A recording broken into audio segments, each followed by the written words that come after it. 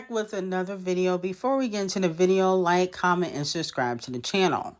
Now, Nicki Minaj went on Station Head and she basically said that she will be releasing an album in 2026, the follow-up to Pink Friday 2. Now, she also said, I don't think y'all know what's about to happen when this new album comes out, especially for women who have been powerful and feared and who have stood the test of time no matter what, okay? Now, some fans were saying, oh, well, she said that the last album, and, some fans feel like she set the expectation too high for the last album, okay? That's what some fans are saying on social media. Let me know how y'all feel about it, if you guys are excited for the next era, and if Nicki Minaj does decide to do features or possibly a no-feature album, who would you guys want her to collaborate with for the next album? I'll be honest with you, I don't even know. I don't know if I have any requests for a collaboration. I know that the Kung Fu Kenny collaboration is never going to happen now. That's dead and gone. I think it could have possibly happened maybe a few years ago. And even though SZA turned down Nicki Minaj, Kung Fu Kenny's not signed to TDE. So, she don't have to go through Fruit Punch TDE to get a Kung Fu Kenny collaboration, because Punch TDE is not Kung Fu Kenny's manager. And he's not signed to TDE. He hasn't been signed to TDE in years. He finished out his contract, in 2022? So, we'll see what happens in regards to the next era, but let me know how y'all feel about it. Now, Doja Cat has reportedly been working with Jack Antonoff and Blood Orange for her upcoming album, Vi. Now, you should all know who Jack Antonoff is. He's one of the hottest producers in the game. He is the chart-obsessed racist right-hand man when it comes to making music. He also has worked with Sabrina Carpenter, Lana Del Rey, Kung Fu Kenny. He worked on Kung Fu Kenny's GNX. He's that guy, okay? When it comes to making hit records, he knows how to make it. I just feel like with Doja Cat, it don't matter if it's a hit or not. I feel like people are not caring what Doja Cat has to say right now. And, they probably shouldn't care, because at the end of the day, she going back to pop anyway. It's not like she really going to be spitting on records like that. I don't think Doja Cat's lyrical. So I'm expecting Planet Her 2.0 for the next era. Now, moving on to Botch and Bitter. So Cardi B's Downside is predicted to go to number 62 on the PAY0LA Hot 100 in its 5th week, despite new releases. Now, some of the fans are trying to say that this is stable. I don't think so. I think that this is a big fat flop, to be honest with you. The hype is not there. Nobody's talking about the record. And that's why she's trying to make sure the features on the album are fire. Okay? She's really relying on the features on the album. And also, she's trying to sell 100K first week. And that's why she's been signing vinyls. And Titanic Records is trying to get Cardi B to sell 100K in per sales. That's why she got to sign 200 vinyls a day, which to me is still not a lot. But if she get close to the 100K, like say she get, 50, 60, 70, that's better than what Megan Thee Stallion and Doja Cat did first week for their last 2 albums. But ultimately, they want to come close to selling, 200,000. So that way, people don't call Cardi B's second album a flop. And I think that she could do probably 100K first week. But I just don't think people really care about a Cardi B album in 2025. It just doesn't make sense for people to care. I mean, to be quite honest, Downside wasn't even the song of the summer. They was trying to push that, and that flopped badly. They was really trying to push that as the song of the summer for female rap. But you know what song was really fire and y'all paid it dust? Ran Out by JT. That song was fire. Now, is Nicki Minaj tricking the fans? Is she tricking the barbs and the general public? That's what some people seem to think on social media, because it has been revealed that Nicki Minaj has a court hearing with Skunk Hair Jenny No Penny. I'm like, this bitch still after money? How many years can go by and you still trying to get a coin? It's giving desperation. I'm like, she's still begging for money? All them years she could have gotten a job. I don't understand it. I thought Kenny went to jail for the crime, so why are you trying to seek a payout? Because you believe Nicki Minaj was harassing you? Is that still what you're running with? Okay. Now, with that being said, it has been reported that Nicki Minaj's husband, Kenneth, is scheduled to do an in-person settlement conference with Skunk Hair Jenny No Penny, on the 31st. And a lot of fans are saying that Nicki Minaj has been trying to distract the public from talking about this case. That's what they're saying on social media. Okay? Now, here's my thing. Nicki Minaj is not involved in the case. Okay? But Kenneth is involved still. And, you know, I'm sure Nicki Minaj is probably paying for his attorney. Okay? Because when you get them big high-profile attorneys like the one Nicki and Cardi B and Beyonce got, they cost. They're expensive. Okay? I know these attorneys that be working in Hollywood, they get in the bag. Okay? Because it is very expensive to go to court. To file paperwork is extremely expensive. So I'm sure she's paying for it, but she was already dismissed from the case. Now, why are they having a settlement conference? I believe this was the case of Skunk Hair Jen trying to run with the narrative that Kenneth and Nicki Minaj were harassing her. She couldn't prove that Nicki Minaj was harassing her. I don't know if she proved, because I haven't been following it in years. I don't know if she really proved that Kenneth was harassing her either. Okay? But the point of the matter is, I guess she wants the narrative to be a certain way. And she feels as though Nicki Minaj and Kenneth Petty have been saying a different narrative to the general public. Okay? So let me know how y'all feel about it. I just don't feel like people care about this case. I don't even think, even if it was on the blogs, I don't think people care about this case. Nobody cares. That's why nobody's talking about it. But just how I don't care about this case, I don't care about the Desiree and Demore case either. I don't care about that. The case that was the most popular was the Diddy case. That was the most popular one. Now, moving on from that, fans are saying that Tyla is being sabotaged because her budget got cut, and she basically has spoken out about it. Like my makeup, I've styled my own hair because the budget. So I have to do, I'm going to try curl a few pieces and then see if I can spread it out or something. But hopefully, the only thing I'm hoping is that it doesn't look empty on stage, because I have a whole light behind me. So, and I'm also trying to figure out like what outfit I wear, because I have two options. One is like a dress, and I've never done it.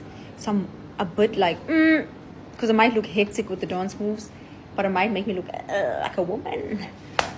Well, I like Tyla, but the budget got cut because you're not selling no more. Okay, after Wata, I think her label has been thirsty, no pun intended, for another hit, which she has been unable to give.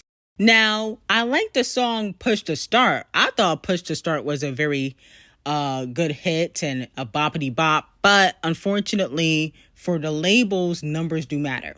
And Push to Start didn't go top 40. And for the label, they consider a hit record to be top 40, top 20 on the Hot 100. If it doesn't do that, it is not considered a hit no matter how much you like the artist. That's what the labels consider a hit song. Okay, I've been telling y'all that. It could get as many TikToks it wants. You can do all the dances on social media, but if it don't go top 40, top 20 on the Hot 100, it's not considered a hit record. And then if it goes there and it drops significantly, okay? And you know, radio carries the charts nowadays. But if it drops stream-wise significantly, it's not a hit, okay? Even if it goes there, but the following week you lose 20 million streams and, 10,000 sales and nobody's really playing it on the radio, then it's not a hit. So that's why her budget got cut. And I've been trying to tell y'all that Tyla's slowly but surely falling off. And y'all were saying, oh, she's not falling off. Well, the label seems to think so, because if the label didn't think she was falling off, she would have a budget to get her hair done. Okay, before a show. She wouldn't have to do her own hair. Okay, no shade. No shade. You think Sabrina Carpenter before a show is doing her own hair? You think Billie Eilish? Well, Billie Eilish always looked kind of raggedy, no shade. That wasn't a good example. But do you think Beyonce before a show is doing her own hair? I shouldn't use her example because she's been in the game for a lot of years. But the point of the matter is, if you got to do your own hair and makeup as an artist, and you got a big label backing you, and you admit that your budget got cut, you falling off, okay? That's just the truth of the matter. Okay, we can't sugarcoat it for Tyla. She's a beautiful girl, but she ain't got no hits. Now, Walmart Beyonce claps back after being sabotaged by Queen Bee for many years. She responded to a fan that said, she was supposed to be the next big pop star of our generation. What went wrong? ... Chloe said, nothing. I've been here. Stay tuned. What do you mean nothing? What? Yeah, nothing as in nothing has happened to your career. Okay, you trying to be a smarty pants and you look dumb. What are you talking about? Nothing has happened. Absolutely nothing has happened in your career. Exactly right. Okay, you ain't got no hits either. Okay. No shade to Walmart Beyonce, but what are you talking about? I've been here. Been here doing what? Putting out flops, twirling on the floor? Because you haven't put out no hits either. Okay? But it's kind of hard to put out hits, It's not even, I wouldn't say it's hard, but it feels like the label, if you're not constantly putting out bangers, they just eventually won't back you. Walmart Beyonce got sabotaged from the very beginning of her career. So, she's a different breed. Queen Bee was never going to fully let her thrive. I think she intentionally signed Walmart Beyonce to not have her thrive because Chloe can sing. She just don't pick the right songs. Okay? And I think that Beyonce intentionally did that. I think Beyonce be purposely having her pick the worst songs for the lead singles. She never get a budget for music videos or anything like that. And if she puts out a music video, it's like a $5 budget. Blue Ivy's outfit probably cost more than Chloe's whole album budget. No shade. Okay. Blue Ivy probably got like 3 houses in her name. That's probably 10 times more than Walmart Beyonce's net worth. Like, let's just be honest. The point of the matter is, hopefully Walmart Beyonce can get out of her contract and thrive without Queen Bee. But I think even if she wasn't signed to Queen Bee, she still would get sabotaged, just like Normani. And, it's no shade.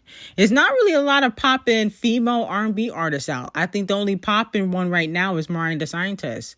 Is she even R&B though? Now, speaking of Queen Bee, people were trying to clown Queen Bee low-key because she took pictures with LaToya Luckett's kids. And with that being said, a lot of fans were saying that, her knees were going to give out. My knees are a little bad, but I'm going to squat down, okay? Oh my gosh! Oh my gosh! Toya's going to have us. Oh my gosh, please. Jeez. Now, Queen Bee said that her knees were bad, okay? And to be quite honest, she'd been doing back-to-back tours and she did have knee surgery and also, something that was wrong with her ankle. So we got to give Queen Bee grace. She also brung out Kelly and Michelle in Vegas, night 2 for the Cowboy Carter World Tour, okay? Teasing that she could be doing a Destiny Child's reunion, okay? I would not care about a Destiny Child's reunion. I don't care about Kelly and Michelle, okay? No shade. Kelly, beautiful girl, very beautiful. Michelle Williams, also very beautiful. Beautiful dresses, nice gowns, nice outfits. But we just don't care, okay? Because the music ain't gonna hit the same. She also brung out Shabuzi and Camel Face. So let me know how y'all feel about that.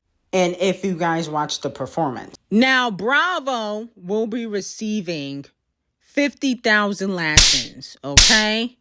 Kenya Moore went on her YouTube show and she revealed that she won't be back for next season. Okay. Which I'm not shocked about realistically, because I think, there's a lawsuit going on between Britt Edie and Bravo. So I'm actually not shocked that Kenya is not coming back. Okay.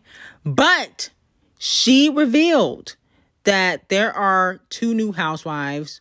One is a person that owns like a restaurant, and the other person is from Love and Hip Hop. And those 2 people allegedly are K. Michelle and businesswoman Pinky Cole. And I believe she owns Slutty Vegan. Okay, I think that's popular. That's the restaurant she owns. And my whole thing is 2 duds, no shade, but you could at least brought back Nene. I mean, why are you having K. Michelle and Pinky Cole? Okay, that sounds like a stripper name. Pinky Cole. That sounds like somebody you meet at a strip club. I just feel like this is a chop. And the Real Housewives of Atlanta franchise is going down the drain. It's going down the drain. It just doesn't logically makes sense to not at least bring Nene back. At least Sheree should come back. Goodness gracious. It's going down the motherfucking drain. This is honestly a chop. Okay. In my opinion, the more new people that I don't even like the new people that are on the show. I don't like Kelly. She's boring. Shamia, trash. She's boring. I don't like her either. I really don't even like Angela, to be quite honest. I think people only like Angela because she went after Phaedra and Portia, but I don't like her either. Okay. I think a lot of the new people are terrible. They need to bring back the original cast. Okay. So this was a chop, and unfortunately, Bravo, you got to receive 50,000 lashings for this. But anyway, let me know how y'all feel about it. I got some very hot tea on Patreon. You got the reel on Hulk Hogan death on Patreon. Link will be in the description. And I hope you guys have a great day. Bye-bye.